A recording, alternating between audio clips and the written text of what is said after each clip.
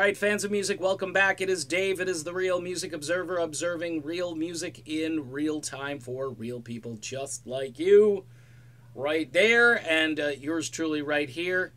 Lindsey Buckingham sends an email to Mick Fleetwood, sort of a heartbreaking, gut-wrenching kind of thing, where he's begging Mick Fleetwood not to do what Mick Fleetwood and Irving Azoff and Stevie Nicks ended up doing, and that's booting Fleetwood Mac, longtime guitar player Lindsey Buckingham, from his own band, and to replace him, of course, with Neil Finn and Mike Campbell.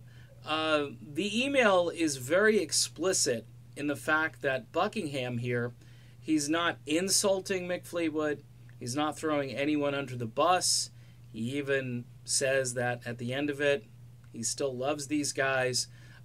This isn't like the evil genius that people may have made Lindsey Buckingham out to be.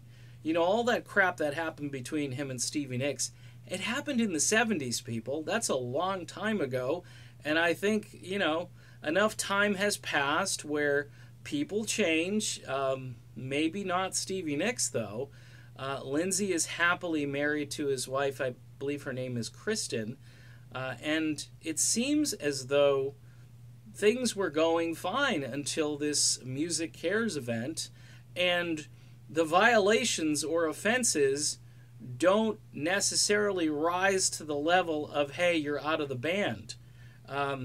If this offended Stevie Nicks, what she should have done is, you know, walk over and say, hey, Lindsey, can we next time do this and this? Not, gee, I can't be on the same stage with you ever again. That's why I really think there's something more at work here. There's got to be. It just doesn't make sense unless Stevie Nicks is completely mentally unbalanced and Mick Fleetwood agrees with it and says, okay, sure. And Irving Azoff signs off on it, and he makes the phone call to Lindsey Buckingham to tell him that he's out of the band. I mean, you know, Irving Azoff has been doing this crap for years. You know, he takes Don Felder out to dinner so Don Henley can sing Victim of Love. And of course, some people may, you know, agree with that choice, but it's this sneaky sort of end-around kind of stuff.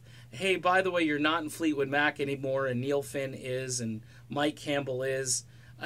Fleetwood Mac fans right now are beside themselves, especially reading this email and seeing how committed Lindsey Buckingham was to this band, and how he doesn't insult. He keeps it on the high road the whole time, and he's just saying, look, don't do this. We've got this great band.